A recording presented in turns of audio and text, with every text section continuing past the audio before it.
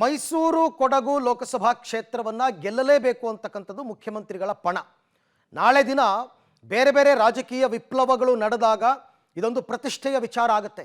ಮೈಸೂರನ್ನು ನಾನು ಗೆಲ್ಲಿಸ್ಕೊಂಡು ಬಂದೆ, ಮಹಾರಾಜರಿಗೆ ಟಿಕೆಟ್ ಕೊಟ್ಟಿದ್ರು ನಾನು ಗೆಲ್ಲಿಸ್ಕೊಂಡು ಬಂದೆ ಅಂತ ಅದು ಸಿದ್ದರಾಮಯ್ಯನವರಿಗೆ ಪ್ಲಸ್ ಪಾಯಿಂಟ್ ಆಗುತ್ತೆ.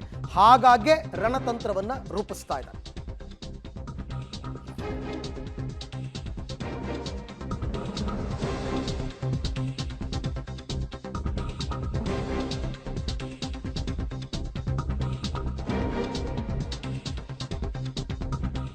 ಮೈಸೂರು ಲೋಕಸಭಾ ಅಖಾಡಕ್ಕೆ ಮುಖ್ಯಮಂತ್ರಿಗಳು ಎಂಟ್ರಿ ಆಗಿದ್ದಾರೆ. ಮೈಸೂರು ಕೊಡಗು ಕ್ಷೇತ್ರವನ್ನು ಗೆಲ್ಲೋದಕ್ಕೆ ಮುಖ್ಯಮಂತ್ರಿಗಳು ರಣತಂತ್ರವನ್ನು ರೂಪಿಸಿದ್ದಾರೆ. ಮಾಜಿ ಶಾಸಕರು ಮತ್ತು ಮುಖಂಡರ ಜೊತೆ ಸಭೆಯನ್ನು ಮಾಡ್ತಾರೆ. ಶಾಸಕರ ಜೊತೆ ಪ್ರತ್ಯೇಕವಾಗಿ ಮೀಟಿಂಗನ್ನು ನಡೆಸ್ತಾರೆ. ಆಮೇಲೆ ಶಾಸಕರಿಗೆ ನಿಮ್ಮ ಕ್ಷೇತ್ರದಲ್ಲಿ ಹೆಚ್ಚಿನ ಲೀಡ್ ತರಬೇಕು ಅಂತ ಬಿಗ್ ಟಾಸ್ಕನ್ನು ಮುಖ್ಯಮಂತ್ರಿಗಳು ಕೊಡ್ತಾ ಇದ್ದಾರೆ. ಹಾಗಾಗಿ ಇವತ್ತು ಕೂಡ ಮೈಸೂರಿನಲ್ಲೇ ವಾಸ್ತವ್ಯ ಹೂಡ್ತಾರೆ ಮುಖ್ಯಮಂತ್ರಿಗಳು. ಒಟ್ಟು 4 ದಿವಸದಲ್ಲಿ ಅವರು ಬೇರೆ ಬೇರೆ ಅಂದರೆ ಮಾಜಿ ಶಾಸಕರುಗಳನ್ನ ಕರೀತಾರೆ, ಸಭೆ ಮಾಡ್ತಾರೆ, ಹಾಲಿ ಶಾಸಕರನ್ನ ಕರೀತಾರೆ, ಸಭೆ ಮಾಡ್ತಾರೆ. ಅದೆಲ್ಲದರ ನಡುವೆ ಮತಗಳ ಕ್ರೋಢೀಕರಣಕ್ಕೆ ಏನು ತಂತ್ರಗಾರಿಕೆ ಹೂಡಬೇಕು ಅದನ್ನು ಮಾಡ್ತಾರೆ. ಸೊ ಹಾಗಾಗಿ ಎಲ್ಲ ಪ್ಲ್ಯಾನ್ಗಳನ್ನ ಮಾಡಿಕೊಂಡು ಬಂದಿದ್ದಾರೆ.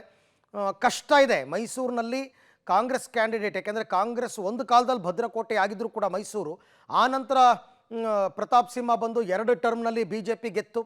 ಹಾಗಾಗಿ ಸ್ವಲ್ಪ ಹೋಲ್ಡನ್ನು ಕಾಂಗ್ರೆಸ್ ಕಳ್ಕೊಂಡಿದೆ ಅಂತಂದ್ರೆ ತಪ್ಪಾಗಲಿಕ್ಕಿಲ್ಲ. ಮತ್ತು ಅದನ್ನು ಪಡಿಬೇಕು.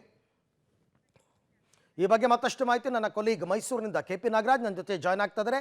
ಎಸ್ KP, ನಾನು ಆಗಲೇ ಕೇಳ್ತಾ ಇದ್ದೆ, ಮುಖ್ಯಮಂತ್ರಿಗಳಿಗೆ ತವರು ಜಿಲ್ಲೆ ಅಂತಂದಾಗ ಸ್ವತಃ ಪ್ರತಿಷ್ಠೆ ಇದ್ದೇ ಇರುತ್ತೆ, ಮತ್ತು ಮುಂದಿನ ರಾಜಕೀಯ ವಿಪ್ಲವಗಳಿಗೂ ಕೂಡ ಇದು ಪರಿಣಾಮ ಬೀರುತ್ತೆ. ಹಾಗಾಗಿ ಮೈಸೂರಿನಲ್ಲಿ ಗೆಲುವಿನ ತಂತ್ರಗಾರಿಕೆ ಏನು ಮುಖ್ಯಮಂತ್ರಿಗಳದ್ದು?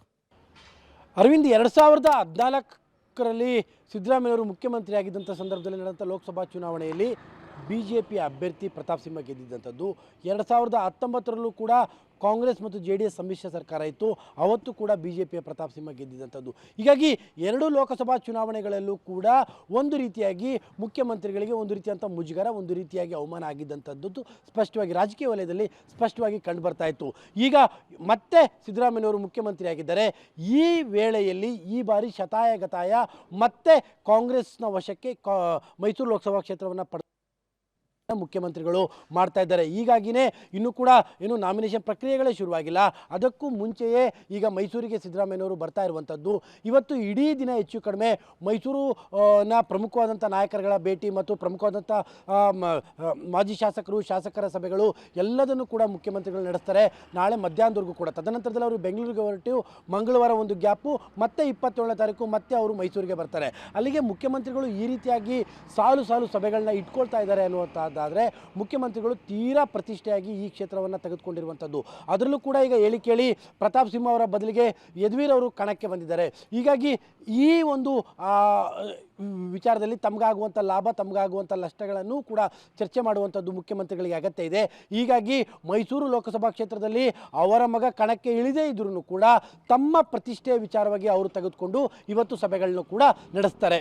Arvind, okay, thank you KP, ತಮ್ಮ ಎಲ್ಲ ಮಾಹಿತಿಗಾಗಿ ಧನ್ಯವಾದ. ಸಹಜ ಮಾಡಲೇಬೇಕು. ಮುಖ್ಯಮಂತ್ರಿಗಳು, ಆಡಳಿತಾರೂಢ ಪಕ್ಷ ಅಷ್ಟು ಸುಲಭಕ್ಕೆ ಕ್ಷೇತ್ರಗಳನ್ನು ಬಿಟ್ಕೊಡಕ್ಕಾಗಲ್ಲ. 20 ಕ್ಷೇತ್ರಗಳನ್ನ ಗೆಲ್ತೀವಿ ಅಂತಕ್ಕಂಥ ವಿಶ್ವಾಸದ ಮಾತುಗಳನ್ನು ಖುದ್ದು ಮುಖ್ಯಮಂತ್ರಿಗಳೇ ಆಡಿರೋದ್ರಿಂದ ಮೈಸೂರು, ಚಾಮರಾಜನಗರ ಈ ಕ್ಷೇತ್ರಗಳನ್ನು ಅಷ್ಟು ಸುಲಭಕ್ಕೆ ಬಿಟ್ಕೊಡಲ್ಲ ಅನ್ನುವಂತಹ ತೀರ್ಮಾನಕ್ಕೆ ಮುಖ್ಯಮಂತ್ರಿಗಳು ಬಂದಿದ್ದಾರೆ. ಚಾಮರಾಜನಗರದಲ್ಲಿ ಇನ್ನೂ ಕೂಡ ಅಭ್ಯರ್ಥಿ ಘೋಷಣೆ ಆಗಿಲ್ಲ. ಆದಷ್ಟು ಬೇಗ ಅಭ್ಯರ್ಥಿಯನ್ನು ಘೋಷಣೆ ಮಾಡಿ ನಂತರ ಅಲ್ಲಿ ಕಾರ್ಯತಂತ್ರವನ್ನು ರೂಪಿಸ್ತಕ್ಕಂಥದ್ದು ಒಳ್ಳೆಯದು.